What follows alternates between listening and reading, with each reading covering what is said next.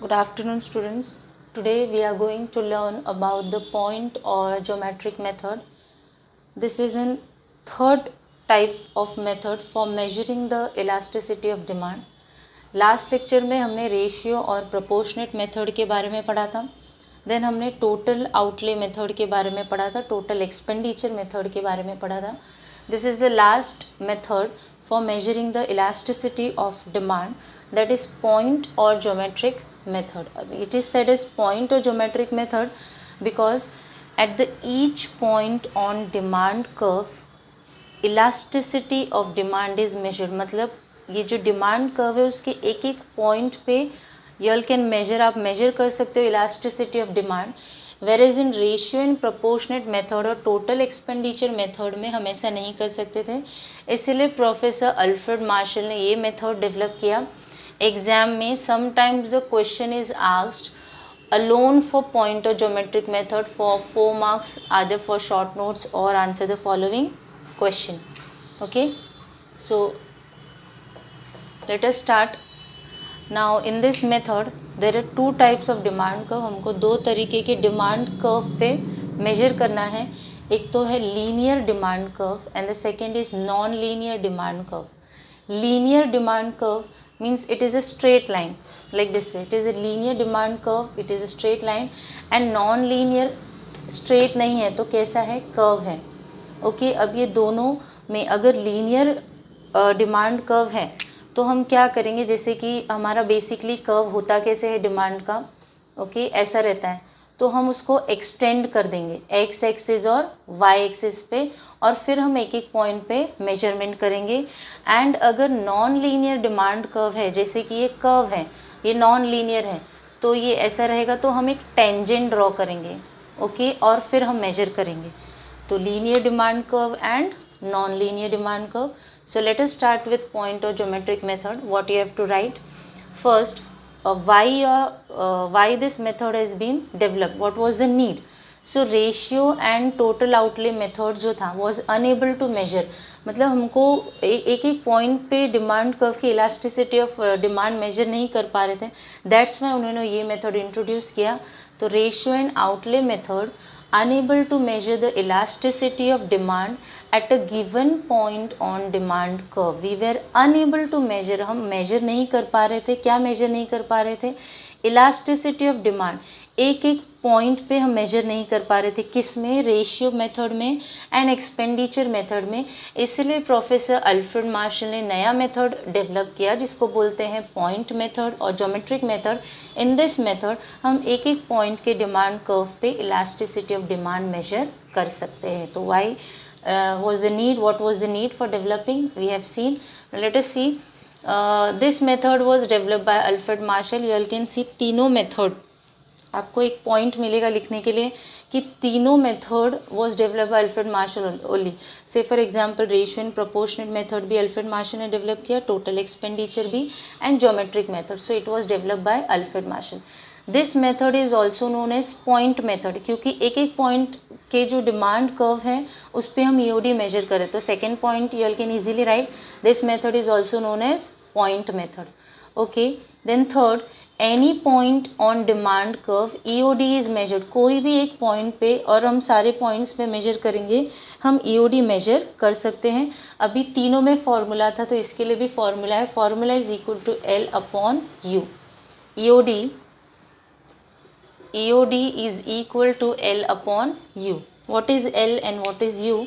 L means lower segment of demand curve below the given point. lower segment, say for example अगर P1 पूछा, okay P1 पूछा तो ये इतना हमको लेना रहेगा, क्योंकि ये लोअर सेगमेंट है below the demand curve. Below मतलब नीचे की साइड जितना रहेगा उतना हमको लेना है. से फॉर एग्जांपल अगर ये 8 सेंटीमीटर है तो P1 कितना रहेगा, इस ये छोड़ना है, मतलब दो दो का अगर हम एक लेते हैं तो ये 6 रहेगा. तो बिलो मतलब हमको 6 लेना रहेगा. ओके, देन अपर सेगमेंट मतलब यू मतलब upper segment of demand curve about the given point. About the given point मतलब ये ऊपर का side, and lower segment of demand curve below the given point मतलब जो भी पॉइंट दिया रहेगा उसके नीचे के नंबर्स या सेंटीमीटर्स हमको लेने हैं. एंड अपर सेगमेंट बोला तो ऊपर का. ओके, सो ये फॉर्मूला है, आपको सिर्फ ये याद रखना है, L अपॉन यू. L मतलब lower segment of demand curve below the given point, and U मतलब upper segment of demand curve above the given point. U upper मतलब अबाव, लोअर मतलब below. Okay, then let us see the linear demand curve as I have explained. linear demand curve and non linear demand curve. linear मतलब straight line रहेगा, तो हम उसको क्या करेंगे, extend करेंगे. जैसे कि ये straight line है, अगर हमारा कर्व ऐसे ही रहता है बेसिकली, तो हम उसको एक्सटेंड करेंगे x एक्सिस और y एक्सिस तक. ओके, एंड अगर नॉन लीनियर है तो एक टेंजेंट ड्रॉ करेंगे. सो लेट अस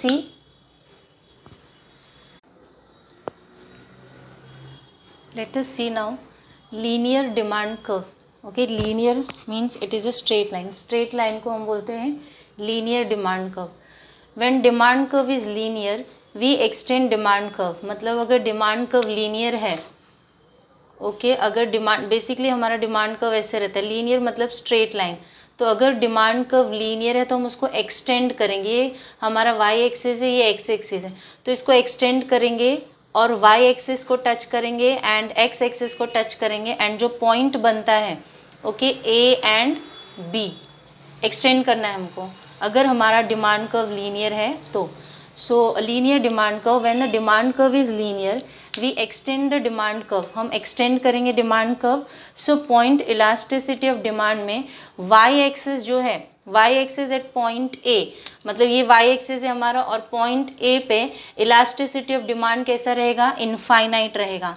मतलब A पे हमारा इलास्टिसिटी ऑफ डिमांड इनफाइनाइट रहेगा, एंड B, ये जो पॉइंट B है एक्सटेंड करने के बाद इलास्टिसिटी ऑफ डिमांड हमारा 0 रहेगा. तो you have to remember at y axis, मतलब y एक्सिस पे जो पॉइंट A है उस पे हमारा डिमांड कैसा रहेगा, इनफाइनाइट रहेगा, एंड x एक्सिस पे जो पॉइंट B है उस पे हमारा डिमांड कैसे रहेगा, 0 रहेगा.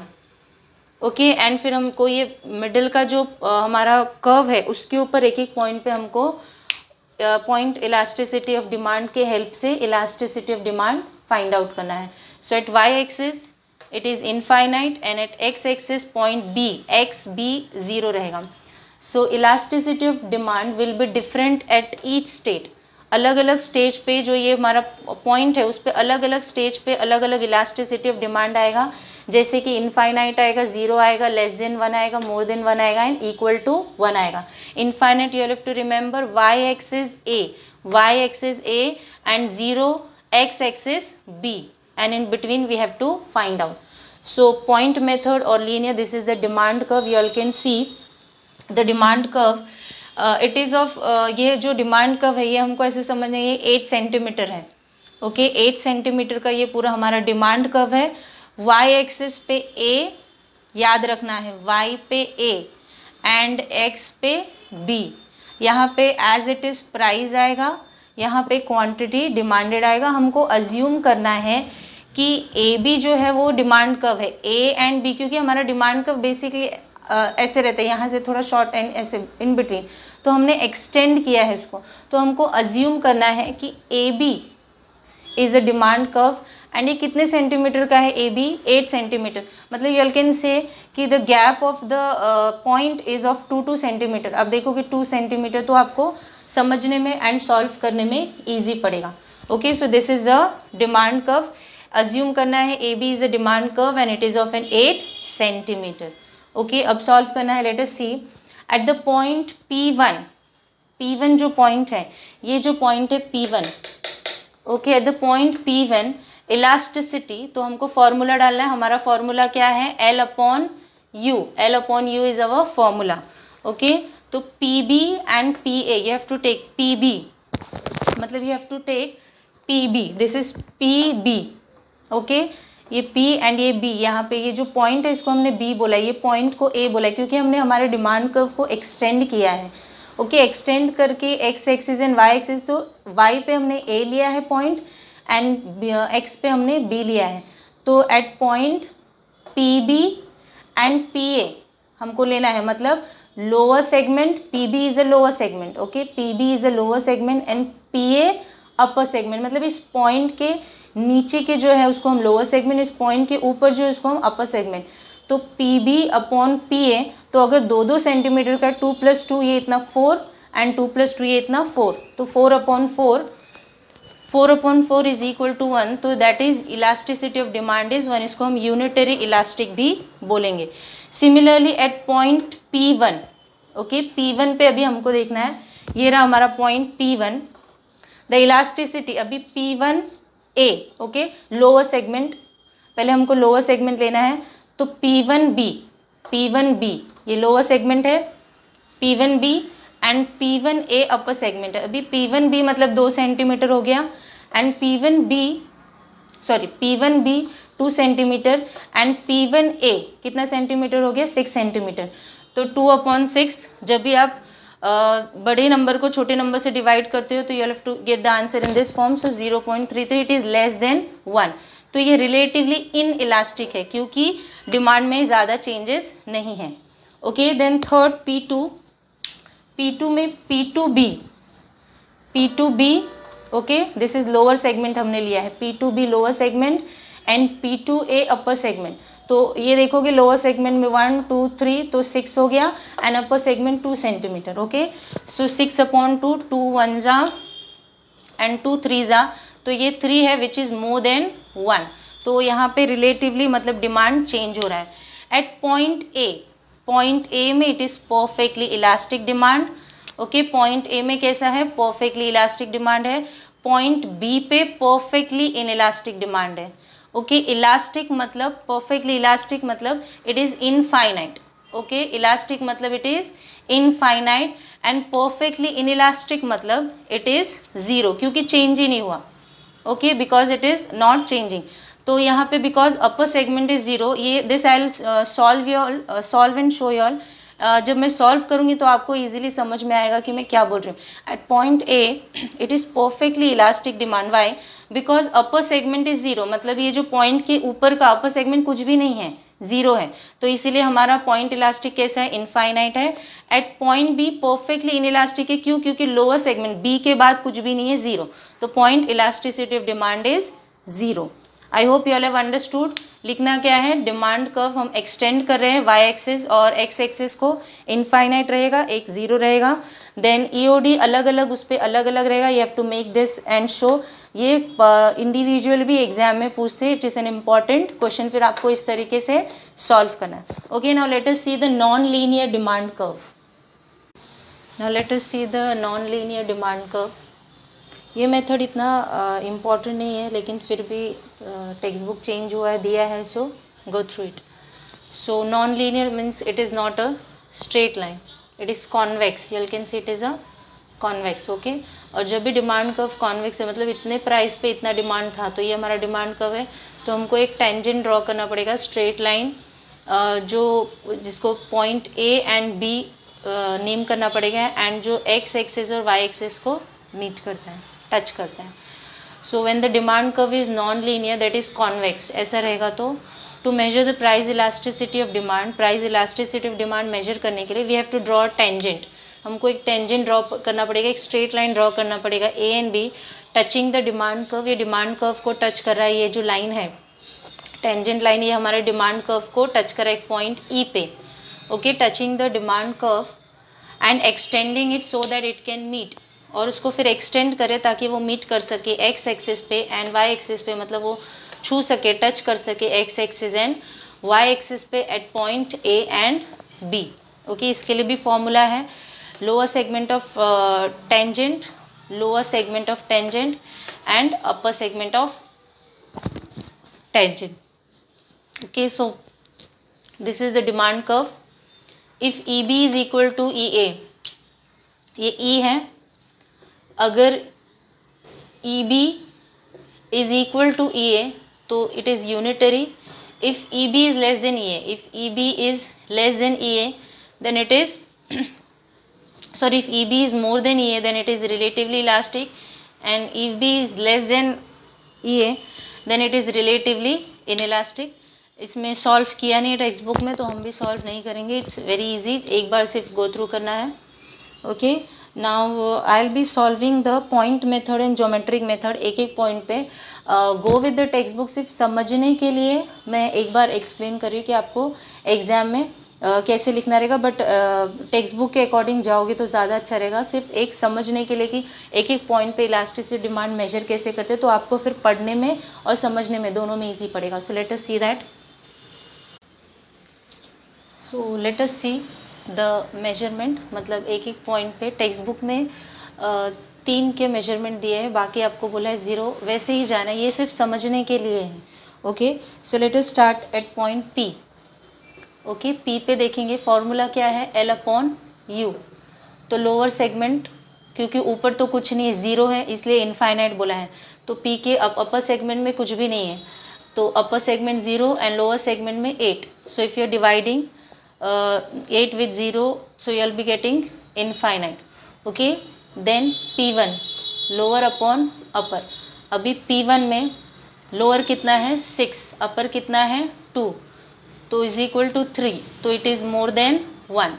ओके, P2 पे देखोगे लोअर अपॉन अपर, तो 3 upon 3 is equal to 1.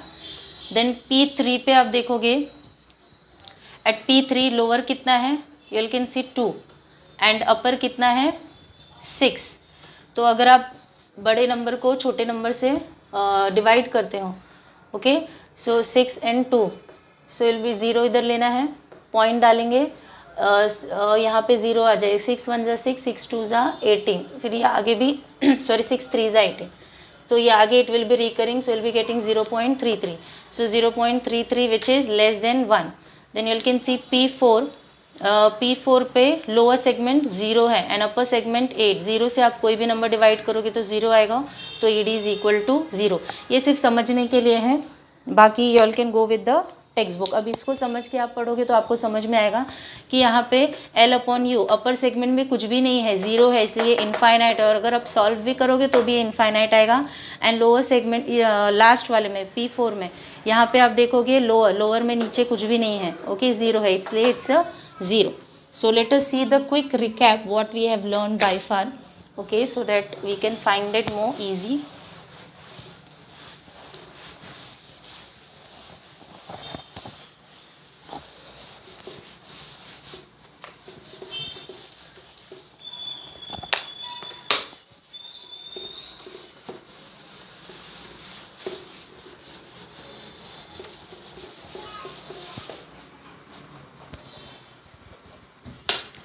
See, we have learned about the 3 methods. The first was percentage, the second was expenditure, and third was point method. Okay, this 3 of the methods was developed by Alfred Marshall. First point आपको यही लिखना है कि ये तीनों method है 1 2 3, इनको develop किसने किया है, अल्फ्रेड मार्शल में. फिर इसके बाद सेकेंड पॉइंट में आपको लिखना है कि इसको रेशियो और प्रोपोर्शनेट मेथड भी बोलते हैं.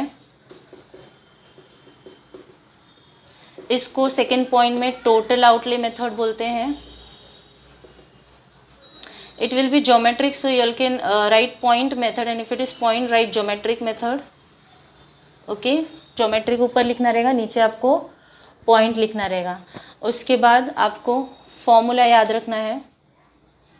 इसका फॉर्मूला क्या है, percentage change in quantity demanded divide by percentage change in price. इसका टोटल एक्सपेंडिचर का क्वांटिटी इनटू प्राइस, इसका फॉर्मूला क्या है, ED is equal to L upon you. Okay, and then उसके बाद इसमें क्या याद रखना है, परसेंटेज के वजह से EOD हम परसेंटेज से EOD हम कैलकुलेट करते हैं, यहाँ पे एक्सपेंडिचर से और यहाँ पे point on the demand curve. So we have completed the chapter. आगे के जो दोनों टॉपिक हैं वो रिड्यूस्ड किया है, एग्जाम में इस साल नहीं पूछेंगे, maybe they will be including in the next year. So we have completed the topic of this chapter, and also we have completed the chapter. Thank you for today's lecture. Even if you all have doubt, you all can ask me.